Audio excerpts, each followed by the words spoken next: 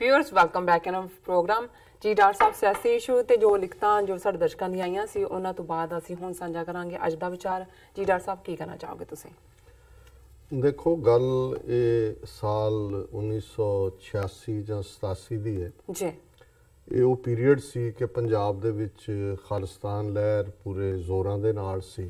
बिल्कुल। ਔਰ ਉਸ ਦੇ ਵਿੱਚ ਕਨਫਿਊਜ਼ਨ ਪੈਦਾ ਕਰਨ ਲਈ ਜਾਂ ਇਹ ਦੱਸਣ ਦੇ ਲਈ ਕਿ ਜੀ ਇੱਥੇ ਸ਼ਾਂਤੀ ਵਾਲੇ ਲੋਕ ਵੀ ਨੇ ਜਿਹੜੇ ਸ਼ਾਂਤੀ ਚਾਹੁੰਦੇ ਨੇ जी। ਉਦੋਂ ਇੱਕ ਫੈਸ਼ਨ ਸ਼ੁਰੂ ਹੋਇਆ ਸੀ ਪੈਦਲ ਮਾਰਚ ਕਰਨ ਦਾ ਕਿ ਦਰਬਾਰ ਸਾਹਿਬ ਆਣਾ। ਉਹਨਾਂ ਦੇ ਵਿੱਚ ਸੁਸ਼ੀਲ ਮੁਨੀ ਜਿਹੜਾ ਏਜੰਸੀਆਂ ਲਈ ਕੰਮ ਕਰਦਾ ਸੀ जी। ਔਰ ਉਹਨਾਂ ਦੇ ਵਿੱਚ ਸੁਨੀਲ ਦੱਤ ਫਿਲਮੀ ਐਕਟਰ, ਉਸ ਦੀ ਆਪਣੀ ਇੱਕ ਭਾਵਨਾ ਸੀ। ਪਰ ਮੈਂ ਸਮਝਦਾ ਕਿ ਇੱਕ ਇਮਾਨਦਾਰ ਭਾਵਨਾ 'ਚ ਜਿਹੜਾ ਖਾਸ ਤੌਰ 'ਤੇ ਮਹਾਰਾਸ਼ਟਰਾ ਤੋਂ ਜਿਨ੍ਹਾਂ ਨੇ ਆਪਣਾ ਸਫ਼ਰ ਸ਼ੁਰੂ ਕੀਤਾ, ਬਾਬਾ ਆਮਟੇ। जी। ਬਾਬਾ ਆਮਟੇ ਬਹੁਤ ਵੱਡਾ ਨਾਂ ਸੀ, ਹੁਣ ਤਾਂ ਦੁਨੀਆ 'ਚੋਂ ਜਾ ਚੁੱਕੇ ਨੇ। ਉਹਨਾਂ ਨੂੰ ਬੇਸ਼ੱਕ ਰੀੜ੍ਹ ਦੀ ਹੱਡੀ ਦੀ ਤਕਲੀਫ ਸੀ, ਉਹ ਸਟ੍ਰੈਚਰ 'ਤੇ ਵੀ ਹੁੰਦੇ ਸੀ, ਪਰ ਉਹਨਾਂ ਨੇ ਆਪਣੀ ਸਾਰੀ ਜ਼ਿੰਦਗੀ ਕੋਹੜ ਦੇ ਮਰੀਜ਼ਾਂ ਦੀ ਮਦਦ ਦੇ ਲਈ ਗੁਜ਼ਾਰੀ ਹੋਈ ਸੀ। ਉਹਨਾਂ ਨੂੰ ਇੰਟਰਨੈਸ਼ਨਲ ਅਵਾਰਡ ਵੀ ਮਿਲੇ ਹੋਏ ਸੀ। जी। ਔਰ ਮੇਰੀ ਇੱਕ ਰੂਟੀਨ ਸੀ ਜਲੰਧਰ ਤੋਂ ਅੰਮ੍ਰਿਤਸਰ ਖਾਸ ਤੌਰ 'ਤੇ ਵੀਕਐਂਡ 'ਤੇ ਜਾਣ ਦੀ ਦਰਬਾਰ ਸਾਹਿਬ ਦੇ ਦਰਸ਼ਨਾਂ ਲਈ। ਔਰ ਇੱਕ ਇਸ ਕਿਸਮ ਦੀ ਵਿਜ਼ਿਟ ਦੇ ਵੇਲੇ ਉੱਥੇ ਆਮ ਨਾਲੋਂ ਵੀ ਜ਼ਿਆਦਾ ਸੰਗਤ ਨਜ਼ਰ ਆਈ, ਕਿਉਂਕਿ ਇਹ ਉਹ ਦਿਨ ਸੀ ਪਤਾ ਲੱਗਾ ਕਿ ਵੀ ਬਾਬਾ ਆਮਟੇ ਜਿਹੜੇ ਕਿ ਬੰਬਈ ਤੋਂ ਪੈਦਲ ਜਿਹੜਾ ਆਪਣੇ ਵਹੀਕਲਸ ਤਾਂ ਹੀ ਓਬਵੀਅਸਲੀ, ਬਟ ਪੈਦਲ ਮੈਂ ਇਸ ਲਈ ਕਹਿ ਰਿਹਾ ਵੀ ਕੁਛ ਜਿੰਨਾ ਕੁ ਡਿਸਟੈਂਸ ਤੁਰ ਸਕਦੇ ਸੀ ਉਹ ਤੁਰਨ ਦੀ ਵੀ ਕੋਸ਼ਿਸ਼ ਕਰਦੇ ਸੀ। जी। ਉੱਥੇ ਪਹੁੰਚੇ ਸੀ ਔਰ ਮਕਸਦ ਉਹਨਾਂ ਦਾ ਪੀਸ ਮਿਸ਼ਨ ਸੀ ਕਿ ਪੰਜਾਬ ਦੇ ਵਿੱਚ ਸ਼ਾਂਤੀ ਹੋਏ ਔਰ ਖੂਨ ਖਰਾਬਾ ਟਲੇ। जी।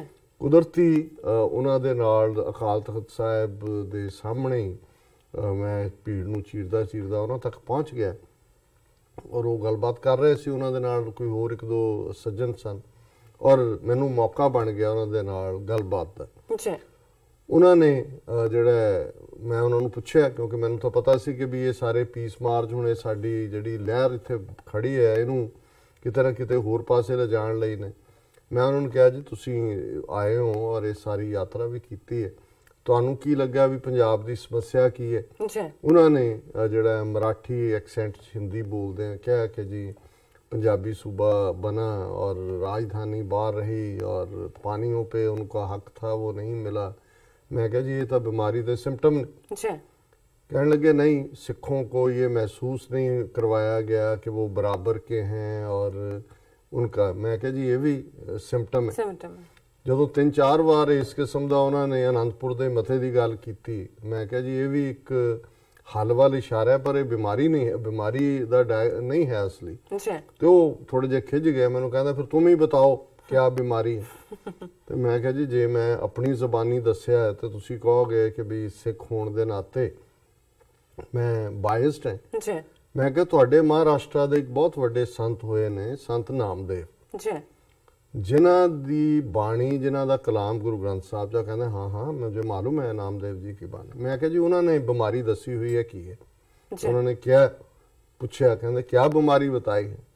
ਮੈਂ ਕਿਹਾ ਜੀ ਜਦੋਂ ਉਹਨਾਂ ਨੂੰ ਮੰਦਰ ਚੋਂ ਧੱਕੇ ਮਾਰ ਕੇ, ਕਿਉਂਕਿ ਸ਼ੂਦਰ ਸੀ, ਕੱਢ ਦਿੱਤਾ ਬਾਹਮਣਾਂ ਨੇ, ਤੇ ਉਹਨਾਂ ਨੇ ਫਿਰ ਇੱਕ ਸ਼ਬਦ ਉਚਾਰਿਆ ਕਿ ਹੀਨੜੀ ਜਾਤ ਮੇਰੀ ਜਾਦਮ ਰਾਇਆ ਛੀਪੇ ਕੇ ਜਨਮ ਕਾਹੇ ਕੋ ਆਇਆ। ਕਿ ਹੇ ਮੇਰੇ ਯਾਦਵ ਰਾਏ, ਹੇ ਵਾਹਿਗੁਰੂ, ਹੇ ਰੱਬ, ਤੂੰ ਮੈਨੂੰ ਛਿੰਬਿਆਂ ਦੇ ਘਰ ਕਿਉਂ ਪੈਦਾ ਕੀਤਾ, ਬ੍ਰਾਹਮਣਾਂ ਦੇ ਘਰ ਕਿਉਂ ਨਹੀਂ? ਇੱਕਦਮ ਸੁਣ ਜੇ ਹੋ ਗਏ।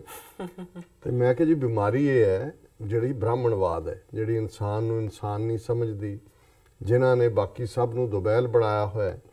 ਉਹਨਾਂ ਦੀ ਪਤਾ ਨਹੀਂ ਕਿੰਨੀ ਇੱਕ ਸੀ, ਕਿਉਂਕਿ ਇਸ ਗੱਲ ਨੂੰ ਕਹਿਣ ਜਾਂ ਮੰਨਣ ਤੋਂ ਸਾਰਿਆਂ ਨੂੰ, ਕਿਉਂਕਿ ਸਿੰਪਟਮ ਨੂੰ ਸਾਰੇ ਡੀਲ ਕਰਨਾ ਚਾਹੁੰਦੇ ਨੇ ਕਿ ਜੀ ਸ਼ਾਂਤੀ ਹੋਣੀ ਚਾਹੀਦੀ ਹੈ। ਪਰ ਜਿਵੇਂ ਮਾਰਟਨ ਲੂਥਰ ਕਿੰਗ ਨੇ ਕਿਹਾ ਕਿ piece without justice means nothing, ਕਿ ਜੇ ਇਨਸਾਫ ਨਹੀਂ ਹੈ ਤੇ ਫਿਰ ਕਿਹੜਾ ਤੁਸੀਂ ਨਿਆਂ ਇਨਸਾਫ ਦੀ ਗੱਲ ਕਰੋਗੇ? ਔਰ ਅੱਜ ਜਿਹੜਾ ਸ਼ਬਦ, ਕਿਉਂਕਿ ਵੀਰਵਾਰ ਦੇ ਪ੍ਰੋਗਰਾਮ 'ਚ ਅਸੀਂ ਭਗਤ ਨਾਮਦੇਵ ਜੀ ਦੀ ਬਾਣੀ ਤੇ ਵਿਚਾਰ ਕਰਦੇ, ਉਹਨਾਂ ਦੇ 59 ਸ਼ਬਦ ਗੁਰੂ ਗ੍ਰੰਥ ਸਾਹਿਬ 'ਚ ਦਰਜ ਨੇ।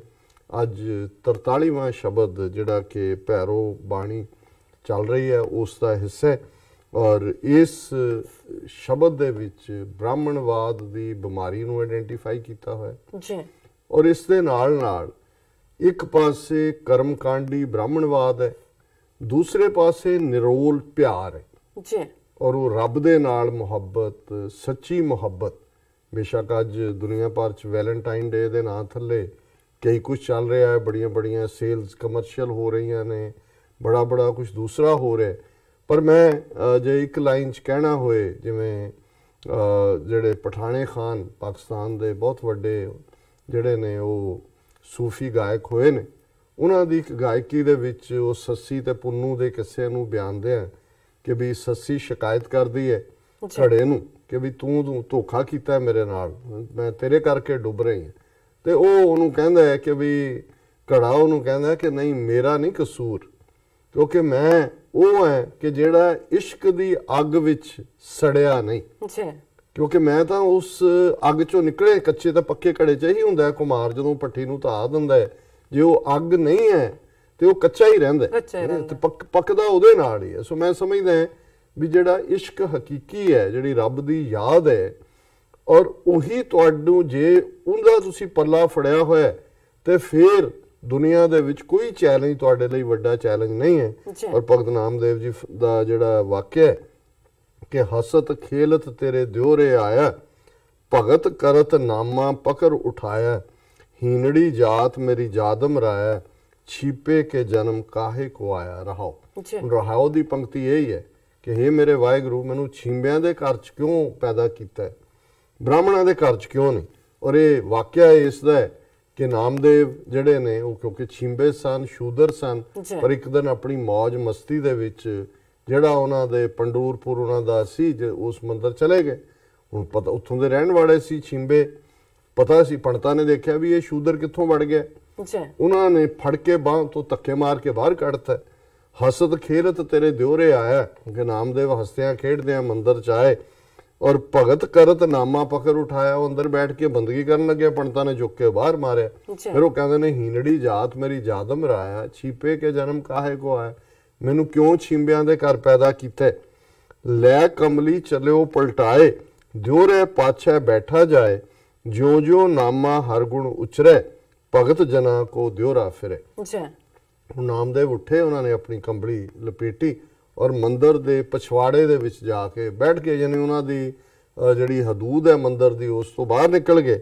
ਔਰ ਫਿਰ ਜਿਵੇਂ ਇਸ ਸ਼ਬਦ ਰਾਹੀਂ ਜ਼ਾਹਰ ਹੈ ਕਿ ਵੀ ਨਾਮਦੇਵ ਜਿਹੜੇ ਸੱਚੀ ਮੁਹੱਬਤ ਕਰਦੇ ਸੀ, ਸੱਚਾ ਇਸ਼ਕ ਕਰਦੇ ਸੀ, ਇਸ਼ਕ ਹਕੀਕੀ ਦੇ ਵਿੱਚ ਜੁੜੇ ਹੋਏ ਸੀ, ਜਿਉਂ-ਜਿਉਂ ਨਾਮਦੇਵ ਜਿਹੜਾ ਉਸ ਰੱਬ ਨੂੰ ਯਾਦ ਕਰ ਰਹੇ ਨੇ, ਭਗਤ ਜਨਾਂ ਕੋ ਦਿਓਰਾ ਫਿਰੇ। ਔਰ ਇਹ ਵਿਸ਼ਵਾਸ ਕੀਤਾ ਜਾਂਦਾ ਹੈ ਕਿ ਉਹ ਮੰਦਰ ਜਿਹੜਾ ਉਹ ਘੁੰਮ ਰਿਹਾ ਫਿਰ ਜਿੱਧਰ ਭਗਤ ਨਾਮਦੇਵ ਨੇ। ਔਰ ਇਹ ਮੈਂ ਸਮਝਦਾ ਵੀ ਕਈ ਵਾਰ ਜਦੋਂ ਅਸੀਂ ਰੱਬ ਦੀ ਤਾਕਤ ਦੀ ਗੱਲ ਕਰਦੇ ਹਾਂ, ਅੱਜ ਹੀ ਜਿਹੜੀ ਹੈ ਕਿਸੇ ਨਾਲ ਮੇਰੀ ਗੱਲ ਹੋ ਰਹੀ ਸੀ, ਕਿਉਂਕਿ ਵੈਲੈਂਟਾਈਨ ਦੇ ਹਵਾਲੇ ਨਾਲ ਆਪਣੇ ਲੋਕਾਂ ਦੇ ਵੀ ਕਈ ਕੰਸਰਨ ਨੇ, ਤੇ ਮੈਂ ਉਹਨਾਂ ਨੂੰ ਇਹ ਗੱਲ ਕਹੀ, ਮੈਂ ਕਿਹਾ ਜੀ ਦੁਨੀਆ ਦੇ ਵਿੱਚ ਦੌਲਤ ਬਹੁਤ ਪਾਵਰਫੁਲ ਹੈ, ਕੋਈ ਸ਼ੱਕ ਨਹੀਂ ਹੈ।